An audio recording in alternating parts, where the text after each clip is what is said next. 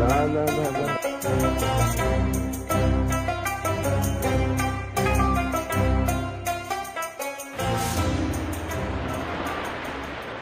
صدیوں تک متحدہ عرب امارات کی ریاستوں کی حیثیت چند ساحلی بستیوں سے زیادہ کچھ نہیں تھی.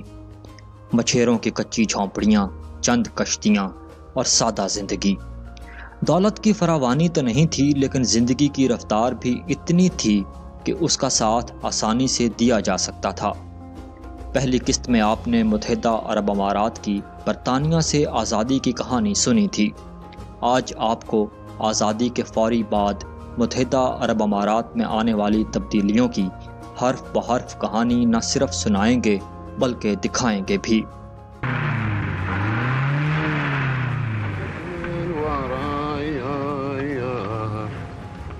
سیٹ بیلٹ باندھ کر حیرت کے جھٹکے کے لیے تیار ہو جائیں. شیخ زائد نے اپنے بڑے بھائی شیخ شخبوت بن سلطان کو جلاوطن کر کے نوزائیدہ ریاست کا انتظام اپنے ہاتھ میں لیا تھا. گو بڑے بھائی کی نسبت شیخ زائد کو جدید دنیا کی سمجھ زیادہ تھی.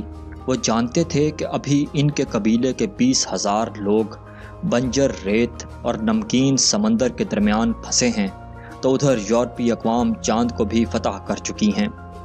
تیل کی دریافت سے پہلے ان کے پاس وقت تو بہت تھا، لیکن ترقی کے مواقع بہت کم تھے. اب تیل کی بے تحاشا دولت نے مواقع تو بہت پیدا کر دیے تھے، لیکن وقت بہت کم تھا. متحدہ عرب امارات کی 7 ریاستوں نے ہزاروں سال غربت کے صحرا میں گزار دیے تھے. 20ویں صدی میں دنیا نے بڑی تیزی سے ترقی کی تھی، لیکن عرب اس ترقی کو صرف حسرت بھری نگاہوں سے دیکھ سکتے تھے. اسے حاصل کرنا ان کے بس کی بات نہیں تھی. شیخ شخبوت اور ان کے وفد کی دورہ یورپ کی یہ تصاویر، ان کے چہروں پر پھیلی حیرت ساری کہانی سناتی ہے.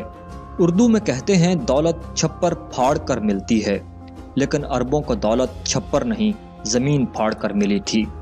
دولت کی اس فراوانی کے ساتھ ترقی یافتہ دنیا سے ہر قسم کا سامان دبئی اور ابوظہبی کے ساحلوں پر اترنے لگا. T V, fridge, air conditioner, گاڑیاں اور یورپی رہن سہن.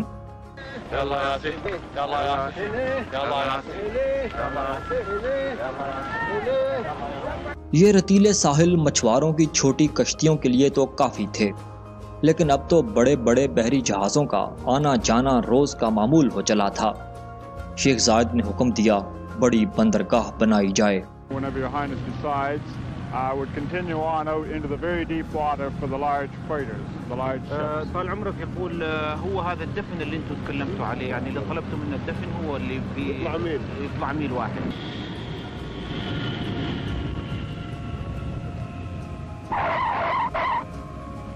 آزادی سے صرف 5 سال پہلے ابوظہبی کی کچی ہوائی پٹی پر ہفتے میں 1 بار کوئی ہوائی جہاز اتر آتا تھا.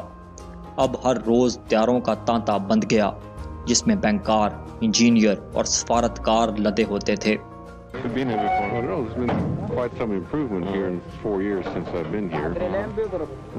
I fully expect to see some floor shows when I get on into town. With some striptease also? Well, no, that's a little too much. حکم ہوا بہت بڑا ایئرپورٹ بنا دیا جائے. This is just the location of it. Now, you are approximately in this area here, Your Excellency, Your Highness. And one of the difficulty things that we don't know how many aircraft will be coming in here, Your Highness, and this is one of the things which you yourself will have to decide how many airlines you'll permit to come into Abu Dhabi. And this will, of course, govern the number of aircraft here at any one time. کچی جھونپڑیوں کی جگہ concrete کی عمارتیں بننے لگیں اور چاروں طرف بلڈوزروں کا شور گونجنے لگا.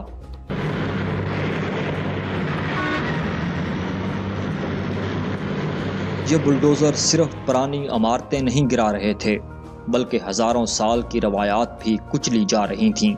عرب کی روایت تھی کہ قبیلے کا کوئی بھی فرد صبح سے دوپہر تک کسی بھی وقت سردار سے مل سکتا تھا، کوئی پابندی نہیں. لیکن اب سردار اتنا مصروف ہو گیا تھا کہ ملاقات کا وقت کم کر کے صرف 1 گھنٹہ کر دیا گیا. اس تھوڑے سے وقت میں بھی سوٹ بوٹ پہنے غیر ملکیوں کی لائنیں لگی رہتیں. سردار کے حکم کے پابند یہ لوگ سوائے حکم کی پابندی کے اور کر بھی کیا سکتے تھے. تیل کی دولت نے شیخ زائد کو اتنا امیر بنا دیا تھا کہ وہ متحدہ عرب امارات کے سارے قبیلوں کے ہر مرد، عورت اور بچے کو ہر سال $5000 دے سکتے تھے۔ لیکن ہوش مندی کا تقاضا تھا، خالی پیٹ کو یکدم اتنا نہ بھرا جائے کہ بد ہضمی ہو جائے۔ ایک طرف بڑی بڑی عمارتیں بن رہی تھیں تو دوسری طرف ابوظہبی کے بازاروں میں اب بھی مفلس اماراتی بھیک مانگتے دکھائی دیتے تھے۔ کچھ لوگ ایسے بھی تھے جو اپنی وفاداری اور سردار سے قربت کے صلے میں تیل کی معمولی دولت سے اپنا وافر حصہ حاصل کرنے میں کامیاب تھے۔ ابھی سڑکیں نہیں بنی تو کیا ہوا، چلانے کو گاڑیاں تو ہیں، چلاؤ۔ بازار میں رش بڑھنے لگا تو نیا بازار بنانے کا حکم دیا گیا۔ پلاننگ میں 2 مہینے لگے، لیکن اس منصوبے کو رد کرنے میں شیخ زائد کو صرف 2 لمحے۔ Small scale model, yes, oh yes. We'd have to show detailed plans. Yes, it's bigger. يستوي هذا على حسب رضاكم اللي ما شو اسمه. لا لا لا لا لا لا لا أنا مو براضي عن هذا. ایسا بالکل نہیں تھا کہ شیخ زائد ساری دولت اکیلے سمیٹنا چاہتے تھے۔ انہوں نے پڑوسی ریاستوں کو بھی اس دولت میں حصہ دار بنایا۔ ان کا کہنا تھا کہ دولت آج ہے کل نہیں ہوگی، لیکن یہ لوگ ہمیشہ سے ہمسائے تھے اور ہمیشہ رہیں گے۔ ان کے اعزاز میں دی گئی اس دعوت کا منظر بھی نرالا تھا۔ دعوت تو ہر خاص و عام کے لیے کھلی تھی، لیکن کھانا پہلے سردار کھائیں گے پھر کوئی اور۔ روایت کے پابند اس قبیلے میں جو جتنا بھوکا ہے اس کی باری اتنی دیر سے آئے گی۔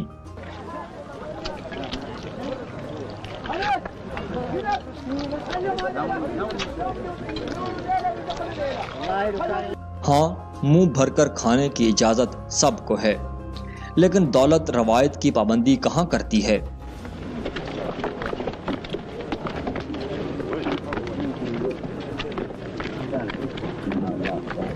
اب ہاتھوں کی جگہ چمچہ آ گیا، دسترخوان کی جگہ میز کرسی۔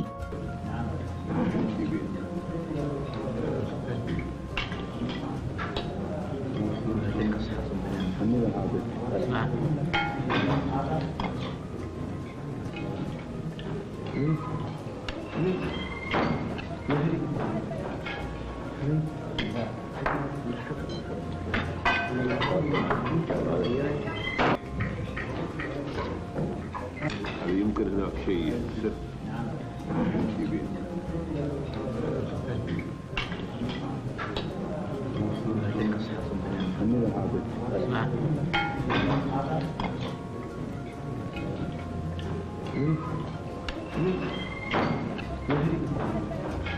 منہ بھر کر کھانے کی عادت کا کیا کیا جائے؟ شاید عادتیں روایتوں سے زیادہ ڈھیٹ ہوتی ہیں۔ تیل کی بو سونگتے انگریز اس صحرا میں اکیلے نہیں آئے تھے، اپنی زبان بھی ساتھ لائے تھے۔ صحراؤں کے باسی سمجھے ان لوگوں کی ترقی شاید ان کی زبان کی وجہ سے ہے، تو مدرسے کی جگہ سکول کھلنے لگے۔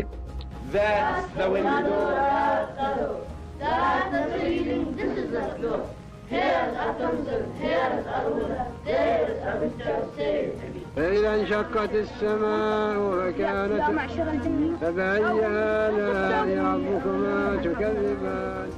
لیکن یہ بدیشی سکول ابھی صرف امیروں کے لیے تھے، غریبوں کے بچے اب بھی مدرسے میں ہی پڑھ رہے تھے اگر تقدیر ساتھ دے تو۔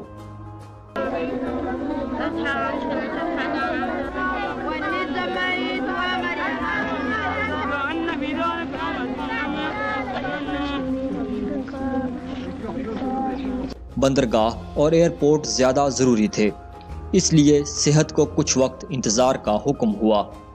امریکی خدا ترس ڈاکٹروں کی ایک ٹیم اپنا مشن پوری ایمانداری سے نبھا رہی تھی۔